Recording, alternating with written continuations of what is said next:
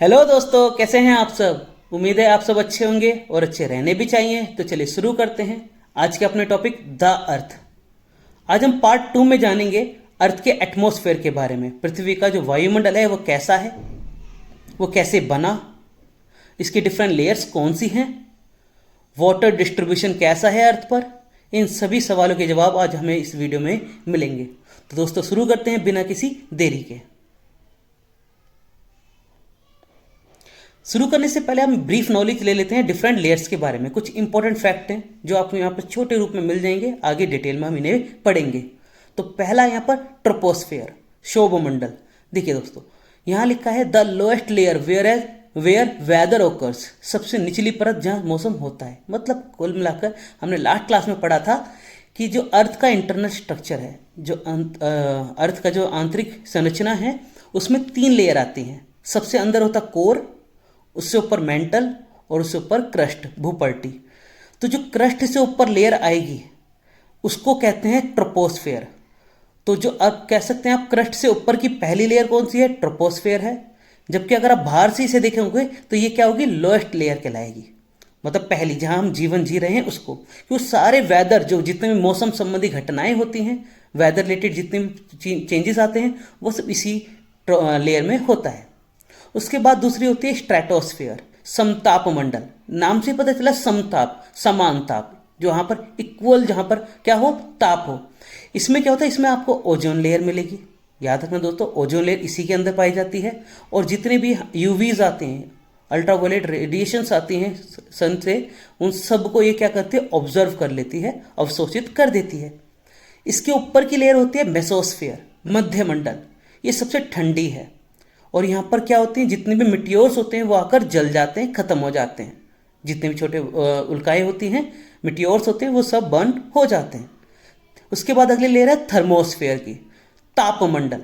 ये सब नाम से बदला, ताप मतलब सबसे ज़्यादा टेम्परेचर है, तो सबसे गर्म परत यही है। और यहीं पर आपको मिलेगा इंटरनेशनल स्पेस स्टेशन ऑर्बिट करता हुआ।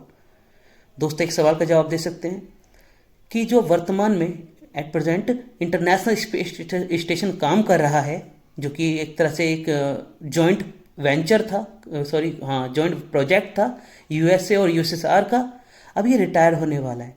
तो दोस्तों क्या मुझे बता सकते हैं इंटरनेशनल स्पेस स्टेशन किस साल रिटायर हो जाएगा? चलते हैं दोस्तों, जल्दी जवाब दीजिए। अगली लेयर है एक्सोस्फेयर। जी हाँ, बहिर्मंडल। ये सबसे भारी परत है, नाम से पता लगा, एग्जॉस्ट मतलब बाहर की तरफ। और जो धीरे धीरे क्या है, अंतरिक्ष में मिली, मतलब एक तरह से कह सकते हो आप, ये सबसे भारी लेयर है। और ये बिल्कुल मर्ज हो जाती है किसके साथ, आउटर स्पेस के साथ।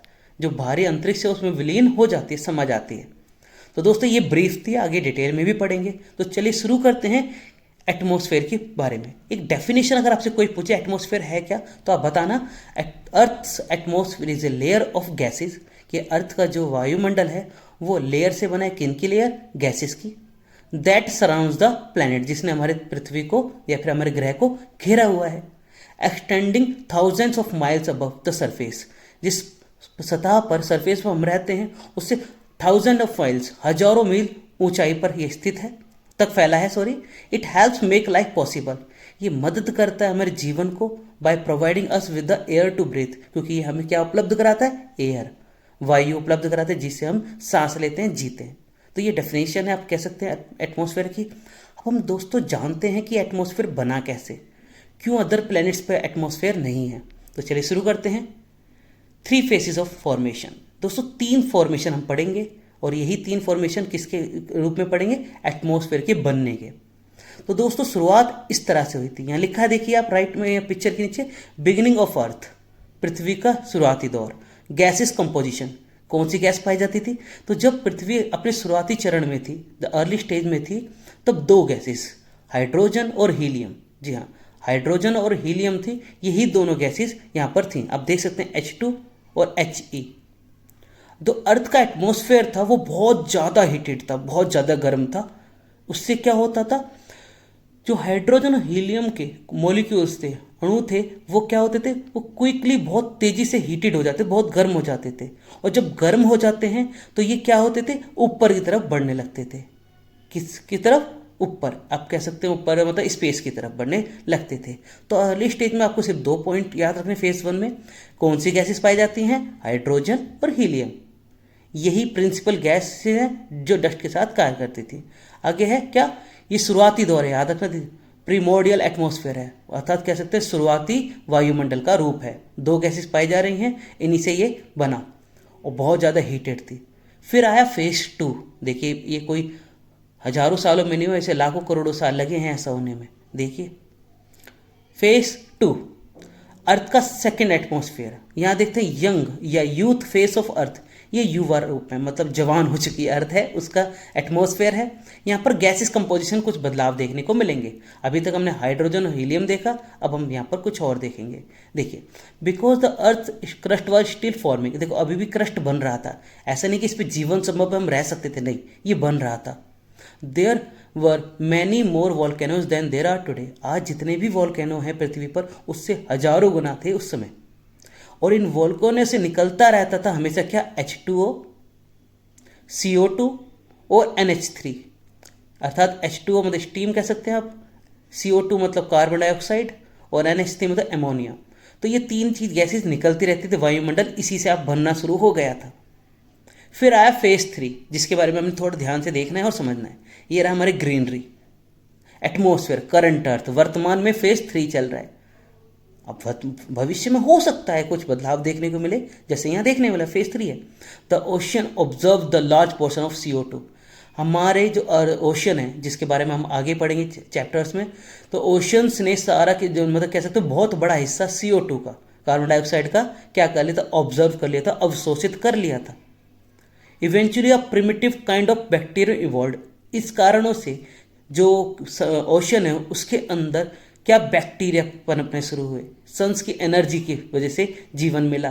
Carbon dioxide in the water, उससे क्या हुआ? Creating oxygen as a waste product. अब हुआ क्या? CO2 जब समुद्र में पहुंच गई, CO2 जब समुद्र में पहुंची, उसने क्या किया? जो ऑक्सीजन को वहां पर वेस्ट प्रोडक्ट बना दिया। इसका रिजल्ट क्या हुआ? ऑक्सीजन वेस्ट हो गई CO2 वहां पर ओशन में। As a result oxygen began to accumulate in the atmosphere. कुल मिला के दोस्तों ये कह सकते हैं जो CO2 थी वो समुद्र में समाने लगी, और जो हमारी क्या थी O2 थी वो समुद्र से बाहर एटमॉस्फेयर में फैलने लगी। इससे क्या हुआ? एटमॉस्फेयर में CO2 बढ़ते चले गए, सॉरी O2 बढ़ने लगा ऑक्सीजन, और समुद्र के अंदर CO2 बढ़ने लगा। इसका मतलब sunlight broke apart ammonia molecules in the atmosphere. जब अमोनिया ऊपर निकलने लगा तो उसके जो थे मॉलिक्यूल्स थे उनको तोड़ डाला। रिजल्ट क्या हुआ? नाइट्रोजन और हाइड्रोजन। जी हाँ, किसका जन्म हुआ एक तरह से कह सकते हैं आप, नाइट्रोजन और हाइड्रोजन। नहीं तो अब एक लाइन देखिए लास्ट में यहाँ पर एमोनिया पढ़िए, consisting of 1 nitrogen atom and 3 hydrogen atoms. जो अमोनिया है वो किन से बना है? नाइट्रोजन से बना है और हाइड्रोजन एटॉम से बना है। अब हुआ क्या? अभी हमने पढ़ा कि जो CO2 था वो तो समुद्र में समा गया, O2 एटमॉस्फेयर में फैलने लगा, और जो अमोनिया था ये बिखर गया, नाइट्रोजन अलग हो गया हाइड्रोजन से। और इसलिए अगर आप वर्तमान में देखते हैं कि हमारे एटमॉस्फेयर में किसकी मात्रा बहुत ज़्यादा है? नाइट्रोजन की। चलिए दोस्तों, आई होप यहाँ तक समझ में आएगा। इसको थोड़ा और समझ लेते हैं फेज 3 को, क्योंकि अब वर्तमान हमारा जीवन इसी पे बीत रहा है। Because hydrogen is the lightest element, सबसे हल्का एलिमेंट है, तत्व है।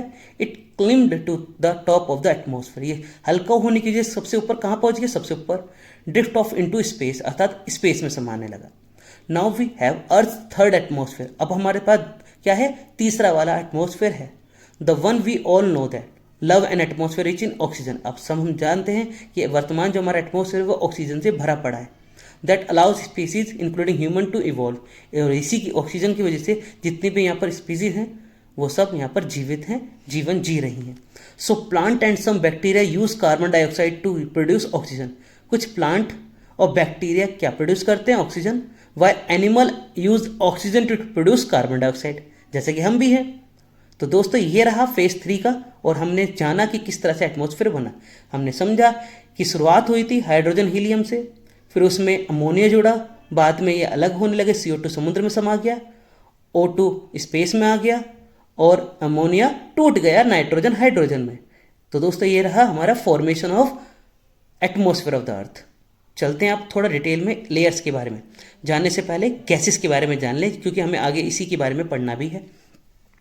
Gases in the atmosphere, earth atmosphere. दोस्तों यहाँ पर पूरी डिटेल लिखी है, आप आराम से परसेंटेज जरूर याद कर लेना क्योंकि ये बहुत ज़रूरी है। तो ये आप सब जानते हैं कि सबसे ज़्यादा कौन सी है गैस, नाइट्रोजन 78% यहाँ पर है। किसके लिए ज़रूरी है लिखे, देखो आगे इनके रोल भी लिखा हुआ है, आप सब पढ़ लेना दोस्तों।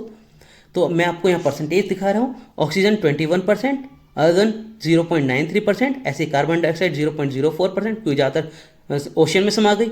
वाटर वेपर वेरिएबल, अलग अलग जगहों पर डिपेंड करता है। ओजोन के भी आपको अमाउंट ही ट्रेस मतलब बहुत ही हल्का पुल्का ही अमाउंट मिलेगा।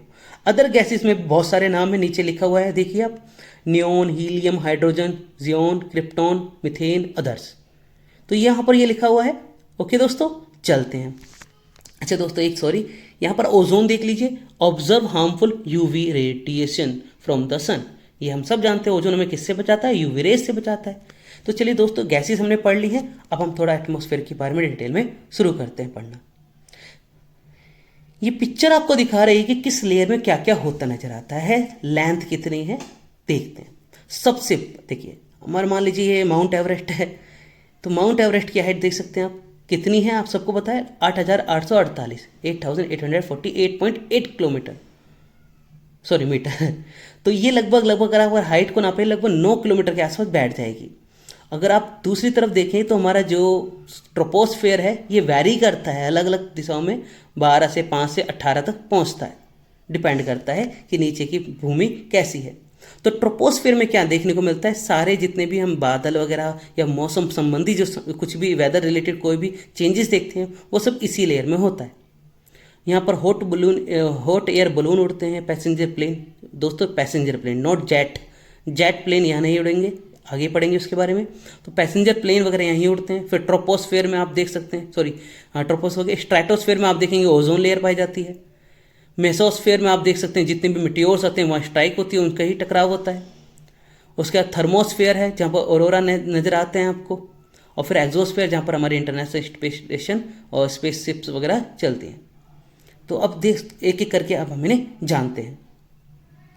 सबसे पहले ट्रोपोस्फेयर के बारे में, सौरमंडल हिंदी में भी अवेलेबल है, आगे अगला पेज। वेदर फेनोमेनन, जितने भी मौसम संबंधी बदलाव होते हैं जैसे कि रेन, वर्षा, स्नो, स्टॉर्म्स, सनशाइन, सब ट्रोपोस्फेयर में होता है। लोएस्ट लेयर है एटमॉस्फेयर की, सबसे निचली है जिस पर हम जीवन जी रहे हैं। Where we live and breathe, तो जहाँ हम रह रहे हैं वो सांस लेते हैं। टेम्परेचर क्या होता है, generally decrease with the increase altitude, ऊंचाई बढ़ने के साथ टेम्परेचर क्या होने लगता है, डिक्रीज होता है, गिरता जाता है। नॉर्मली हम पहाड़ों पे जाते हैं तो ठंडा महसूस करते हैं। क्या है यहाँ पर, ये कंटेन करती है 78% नाइट्रोजन, 21% ऑक्सीजन और 1% other gases like argon, carbon dioxide और वाटर वेपर। जी हाँ, वाटर वेपर जो जल वाष्प है वो भी यहीं पर मिलेगा। किसके लिए जरूरी है, लिखा है दोस्तों essential for cloud formation and precipitation, किसके लिए, बादलों के बनने के लिए जरूरी है। और वर्षा, प्रेसिपिटेशन वर्षा के लिए जरूरी है। कौन, वाटर वेपर। हाइट वेरी करती है, मैंने आपको बताया, देखो पोल्स पर अगर आप जाएंगे, पृथ्वी की जो धुरी है उस पर जाएंगे तो 8 किलोमीटर ऊंचाई है 8 किलोमीटर तक है ऊंचाई पर। इक्वेटर पर जाएंगे आप भूमध्य रेखा पर तो आपको 18 किलोमीटर, और एवरेज निकाल देंगे दोनों की तो लगभग 13 किलोमीटर की आपको मिलेगी। तो कह सकते हैं आप 8 से लेकर 18 किलोमीटर के बीच में ये वेरी कर सकती है। देखिए ट्रोपोस्फेयर और जो अगली स्ट्रेटोस्फेयर जो लेयर है, शोभ मंडल और जो समताप मंडल है, दोनों के बीच में एक लाइन है। लाइन मतलब जिसको हम बंटवारा कह सकते हैं, डिवाइड करने वाली लाइन, उसको ट्रोपोपाउस कहते हैं। क्या कहते हैं, tropopause, a line that separate troposphere from the stratosphere. तो हमने ट्रोपोस्फेयर के बारे में जाना, क्या होता है, वेदर जितने भी चेंजेस आते हैं वो यहाँ देखने को मिलते हैं। लोएस्ट लेयर है, और क्या होता है, हाइट आपको याद रखनी, इसकी बहुत ज़्यादा पेपर में आती है। 8 से 18 है, एवरेज 13 है। चलते हैं, ये रहा हिंदी में दोस्तों। आगे अब हम चलते हैं स्ट्रेटोस्फेयर के बारे में जानते हैं। सेकंड लेयर, जी हाँ, कौन सी लेयर है, सेकंड लेयर है। लोकेट है कहाँ से, ट्रोपोस्फेयर के ऊपर और मेसोस्फेयर से नीचे। कंटेन द ओजोन लेयर, दोस्तों हाँ, इसके बारे में अगली स्लाइड में पढ़ेंगे, ओजोन लेयर स्पेशली। तो ये ओजोन लेयर को शामिल करती है अपने अंदर, किसमें कौन सी परत पाई जाती है, ओजोन। विच ऑब्जर्व, दोस्तों मुझे बता सकते हैं ओजोन गैस बनी किससे है, ओजोन जो है वो बनी किससे है। विच ऑब्जर्व हार्मफुल यूवी रेडिएशन, ये किनको ऑब्जर्व समा लेती है अपने अंदर, हानिकारक यूवी रेज को। टेम्परेचर इंक्रीज हो जाता है विद एल्टीट्यूड, तापमान क्या होता है, ऊंचाई के साथ बढ़ता है। लिमिटेड वाटर वेपर, जी हाँ, ट्रोपोस्फेयर में जहाँ वाटर वेपर काफ़ी है, जिससे बादल बन रहे हैं, वर्षा होती है, यहाँ पर ये लिमिटेड हो जाता है। Jet plane fly in this layer, जी हाँ, जेट प्लेन क्या करते हैं, इस लेयर में फ्लाई करते हैं। स्ट्रेटोपाउस डिवाइड स्ट्रेटोस्फेयर एंड मेसोस्फेयर, एक और पॉज है, इन्हीं के नाम पर है, अगर आपको आगे भी याद करने हैं तो मेसोपॉज बोलते हैं, स्ट्रेटोपॉज बोलते हैं, तो ये आपको याद करना है। ओके, लाइन मतलब जो डिवाइड करने वाले लाइन है, जैसे हमने लास्ट में पिछली वीडियो में देखा था मोहरविक डिसकंटिन्यूटी, लाइक वैसा ही है ये भी। तो स्ट्रेटोस्फेयर के बारे में आपको याद जरूर करना है, क्या ओजोन लेयर पाई जाती है, यहाँ पर जेट प्लेन्स, पैसेंजर प्लेन वगैरह उड़ते हैं, और यहाँ पर वाटर वेपर थोड़ा हल्का हो जाता है। ओजोन लेयर के बारे में देख लेते हैं एक बार। लोकेटेड इन द स्ट्रेटोस्फेयर, कहाँ उपलब्ध है, स्ट्रेटोस्फेयर में। ऊंचाई कितनी, 15 से 30 किलोमीटर, ये थोड़ा थोड़ा अलग अलग जगहों पर लिखा हुआ है, लगभग एवरेज इतना ही है, 15 से 30 किलोमीटर की ऊंचाई पर, अबव अर्थ सरफेस। जी हाँ, अर्थ के सरफेस से कितना ऊंचाई पर, 15 से 30 किलोमीटर के बीच में आपको ये नजर आएगी। एक्ट एज ए शील्ड, जी हाँ, ये एक ढाल के रूप में काम करती है, पृथ्वी को बचाने का काम करती है, क्योंकि ये सन की जो हार्मफुल अल्ट्रावायलेट रेज आती हैं उनसे बचाती है। ओजोन मॉलिक्यूल मेड बने हैं किससे, अभी पूछा था दोस्तों, ये बने हैं 3 ऑक्सीजन एटॉम से। जो ओजोन है वो किससे बने, 3 ऑक्सीजन के अणुओं से बना है, एटॉम से बना है। फॉर्म नेचुरली थ्रू, ये नेचुरली बनता है। और आगे अभी आप देख सकते हैं कि जो ओजोन लेयर की जो डिप्लेशन, छेद का पता चला था कि यहाँ पर हल्की हो गई है ओजोन लेयर, तो वो 1980s के आसपास पता चला।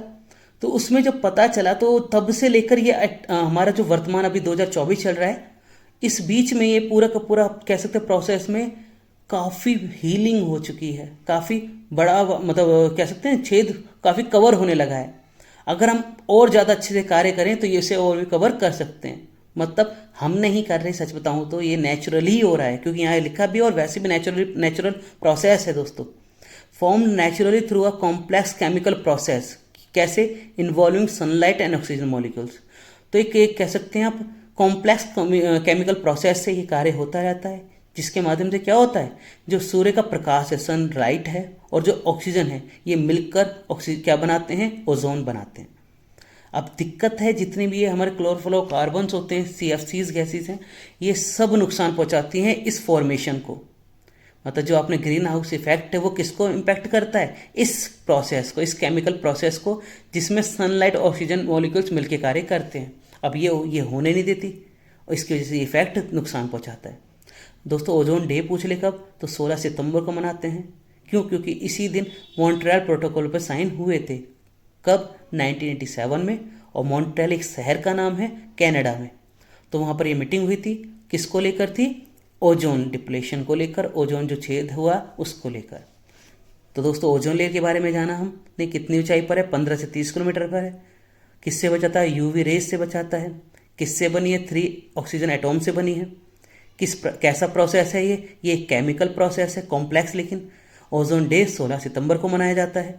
चलते हैं आगे दोस्तों, अगली लेयर के बारे में जानते हैं, मेसोस्फीयर, मध्यमंडल। ज़्यादा खास नहीं, बस आपको याद रखना है कोल्डेस्ट लेयर है, सबसे ठंडी परत यही है। और जितने भी मिटियोर्स होते हैं ये सब आकर यहाँ पर जल जाते हैं, और इसी प्रक्रिया में आपको नजर आएंगे शूटिंग स्टार। जी हाँ, गिरते हुए तारे। तो वो कहाँ नजर आते हैं आपको, मेसोस्फीयर में ही नजर आते हैं, गिरता हुआ तारा। जब भी आप आसमान में कभी देखा हो दोस्तों, तो समझ जाना वो कहाँ हो रहा है, मेसोस्फीयर में। यहाँ की जो एयर है वो बहुत पतली हो जाती है, हल्की हो जाती है बिल्कुल। इससे मुश्किल हो जाती है जितने भी एयरक्राफ्ट है, बलून है, इस लेयर में पहुँचने तक। तो इस लेयर तक नहीं पहुँच पाते विमान जितने भी हैं, और गुब्बारे वगैरह, बलून्स, एयरक्राफ्ट, क्योंकि यहाँ की एयर क्या है, बहुत पतली या हल्की हो जाती है। टेम्परेचर डिक्रीज होने लगता है, ऊंचाई के साथ तापमान कम होने लगता है। कम होने का मतलब वही ठंडी की, देख लीजिए कितना हो जाता है, -90 डिग्री सेल्सियस तक, इससे भी नीचे चले जाता है। अब चलते हैं थर्मोस्फेयर पे। जी हाँ, 4th लेयर के पास चलेंगे हम। तो 4th लेयर, हिंदी में भी यही लिखा है 4th layer, the hottest layer, सबसे गर्म परत है, पिछली वाली सबसे ठंडी थी।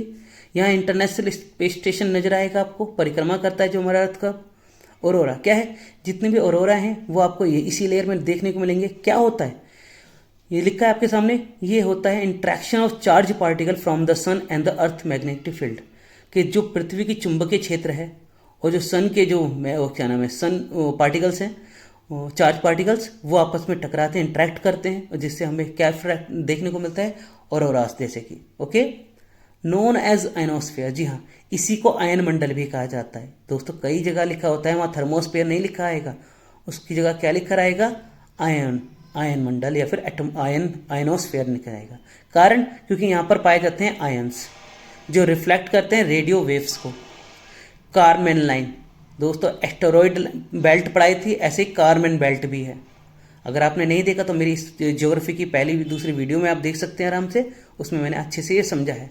तो जो कारमेन लाइन है, जो कि हमारे एक तरह से बांट सकते हैं आप, एटमॉस्फेयर को कवर करती है और भारी एटमॉस्फेयर को बांट देती है। Boundary between the earth atmosphere and the exosphere, ये हमारे क्या कह सकते हैं, हमारे एटमॉस्फेयर और एक्सोस्फेयर की जो बीच की लाइन है उसे कारमेन लाइन बोलते हैं। और इसी प्रक्रिया में हमको एक वर्ड देखने को मिलता है आइसोथर्म। जी हाँ, ये कनेक्ट करती है क्या, सेम टेम्परेचर वाली बिंदुओं को। Line connecting the point having same temperature, जिन लाइनों का टेम्परेचर समान हो उसको क्या बोलते हैं, आइसोथर्म बोलते हैं। दोस्तों पर आपको सिर्फ ये याद रखना है, हॉटेस्ट लेयर है, इंटरनेशनल स्पेस स्टेशन यहीं पर घूमता है, और जितने भी रिफ्लेक्शन आते हैं यहीं देखने को मिलते हैं, और कारमेन लाइन भी इसी लाइन थर्मोस्फेयर के ऊपर है। लास्ट लेयर पे चलते हैं, एक्सोस्फेयर, बहिर्मंडल। आउटर मोस्ट लेयर है, सबसे भारी है, ग्रेजुअली मर्ज कर जाती है किसके साथ, आउटर स्पेस के साथ विलीन हो जाती है। और सैटेलाइट्स ऑर्बिट हियर, यहीं पर हमारे जितने भी सैटेलाइट्स हैं वो ऑर्बिट करते हैं। क्या करते हैं दोस्तों, ऑर्बिट करते हैं, चक्कर लगाते हैं, परिक्रमा करते हैं। तो दोस्तों आप मुझे क्या बता सकते हैं कि भारत की पहली सैटेलाइट जो लॉन्च हुई थी उसका नाम क्या था और कब लॉन्च की गई थी, और दुनिया की पहली सैटेलाइट कौन सी थी और किस देश ने उसे लॉन्च किया था? दोस्तों जल्दी कमेंट बॉक्स में बताइए, हम आगे चलते हैं। दोस्तों हमने अभी एटमॉस्फेयर के बारे में जाना, अब हम थोड़ा वाटर साइकिल के बारे में जान लेते हैं अर्थ के। आपको यहाँ पर मैप नज़र आ रहा है, एक तरह से डायग्राम, इसमें आप देख सकते हैं एक वर्ड लिखा है माउंटेन्स के ऊपर प्रेसिपिटेशन, नीचे ग्राउंड वाटर लिखा है, फिर लिखा है एवोपरेशन, फिर है कंडेशन। कंडेशन से में हम पढ़ेंगे आगे एक एक करके इनके बारे में देखते हैं। जल चक्र इंग्लिश में भी है, एक सेकेंड, हाँ ये तो 3 शब्द आपको याद रखने हैं, मेनली जो 3 वर्ड हैं, एवोपरेशन है, कंडेंसेशन है और प्रेसिपिटेशन है। इन तीनों शब्द के बारे में आप जान लीजिए, सिर्फ इतना देखिए आप। जो प्रेसिपिटेशन है, वर्षा को प्रेसिपिटेशन कहते हैं। ये पानी जब नीचे ज़मीन से टकराता है इसको सरफेस रन ऑफ कहा जाता है। ये धीरे धीरे ग्राउंड वाटर में समझ आता है, ग्राउंड वाटर से ये अपने सी या फिर ओशन बॉडी जो भी है उसमें, फिर किसके जरिए, इवेपोरेशन के जरिए, स्ट्रीम्स के जरिए ऊपर उठता है। क्या होता है फिर, कंडेंसेशन होता है, प्लांट से भी होता है, और इन दोनों से फिर से प्रेसिपिटेशन, ये चक्कर चलता रहता है। अतः यहाँ लिखा है वाष्पीकरण, संघनन और वर्षा, ये तीनों शब्द हैं, आप आराम से इन्हें पढ़ सकते हैं। आगे चलते हैं दोस्तों।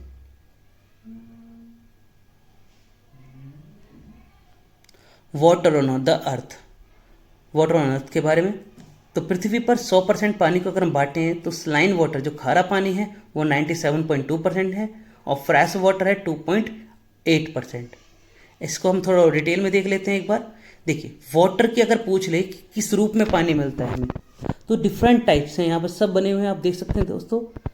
यहाँ पर ओशन से शुरू करेंगे, ओशन, ऊपर क्लाउड्स, वेपर, फिर क्लाउड वाटर यहाँ पर दिख रहा होगा आपको, नीचे रिवर्स, लेक्स, ये सब लिखा हुआ है, ग्राउंड वाटर से लेकर सब कुछ लिखा हुआ है। और यहाँ पर ये बता रहे हैं कि किस तरह से ये साइकिल वर्क करती है, ये साइकिल वर्क करती है। जैसे कि यहाँ पर आप देख सकते हैं कुछ घर वगैरह नज़र आ रहे हैं। मान लीजिए इस घर में आप देखिए वाटर कहाँ से, ग्लेशियर से भी पानी पिघल कर आ रहा है, हमारे घर का भी वेस्ट जा रहा है, ये सब इकट्ठा होते हैं कहाँ पर, हमारे आसपास अगर रिवर नहीं है, लेक्स नहीं है, तो ये क्या होता है, सरफेस रन ऑफ होने लगता है, समा जाए, कुंड सा बन जाएगा, नाला टाइप बन जाएगा। धीरे धीरे ये क्या होने लगता है, कहाँ पर, ग्राउंड वाटर के अंदर चला जाता है। किसके कारण, सॉइल जो मॉइस्चर है उसके कारण। ग्राउंड वाटर से पानी कहाँ हो जाता है, आसपास के किसी भी लेक या फिर पॉन्ड में, वहाँ से ये रिवर किसी न किसी ओशियन या सी से जुड़े होंगे, वहाँ जाके मर्ज हो जाएगा। ओशन से फिर क्या होगा, प्रेसिपिटेशन, इवेपोरेशन होता है, वाष्पीकरण होता है, फिर से वही फॉर्मेशन चलती रहेगी। ओके दोस्तों, इसको थोड़ा और ऐसे समझ सकते हैं, डिवाइड को ब्रेक डाउन कर लेते हैं एक बार। मान लीजिए total water on earth, sorry, total water on earth में देखिए आप 97% ओशन है, इसमें से 3% निकाल लीजिए आप।